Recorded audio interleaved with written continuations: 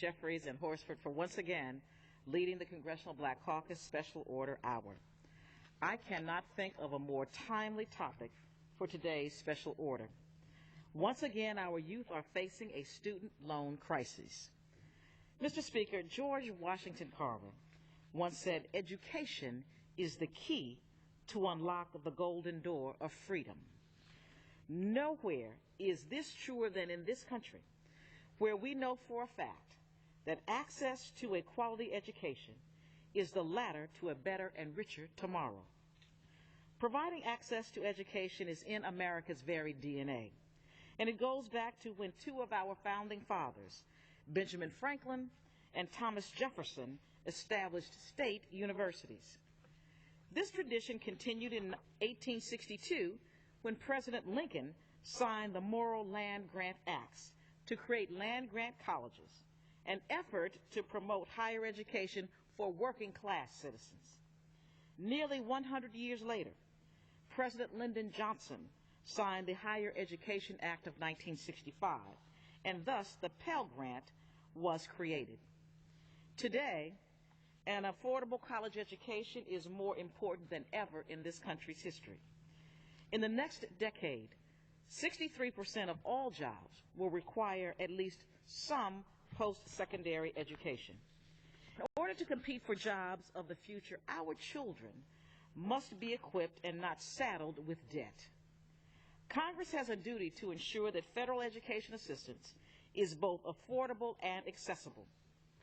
On July 1st, if Congress does not act, rates for college students taking out subsidized Department of Education loans are scheduled to double from 3.4% to 6.8%. Unfortunately, Mr. Speaker, this week, the House will place the place affectionately referred to as the People's House, believe it or not, will consider a bill that would do more harm than good. My colleagues on the other side of the aisle will bring the so-called Smarter Solutions for Students Act to the House floor.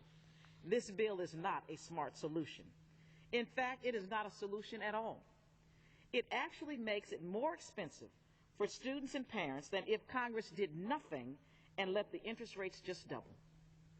To be clear, I want to assure all Americans that all Americans know exactly what Republicans are proposing. The Congressional Budget Office found that this bill will cost students and parents $3.7 billion in additional student loan interest, and those charges will be over a 10-year period. So why propose such a bill? Why would members of Congress in the People's House claim that this is a good bill? Believe it or not, this legislation is an attempt to move closer to a balanced budget on the backs of college students. The true purpose of this legislation is to squeeze out revenue to pay down the federal debt.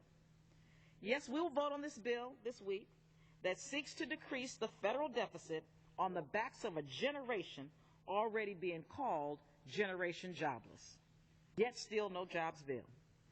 This legislation totally ignores the fact that student loan delinquency and default rates are already exceedingly high.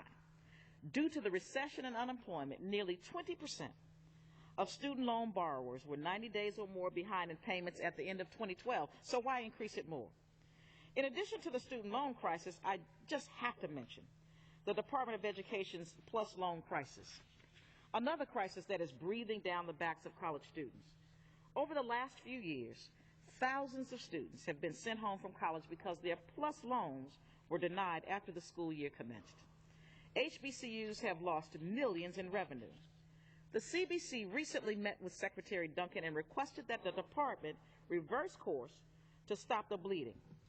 As a result, the department is sending out notifications in an effort to get students back into school, and hearings will be held around the country this month and next month. College presidents, students, and parents must speak up and demand a change. The CBC will continue to push back and speak out as the future of student loan programs is debated. We will not stand by and watch Congress or the Department of Education hurt our students' chances of a better tomorrow. Not on our watch. I yield back.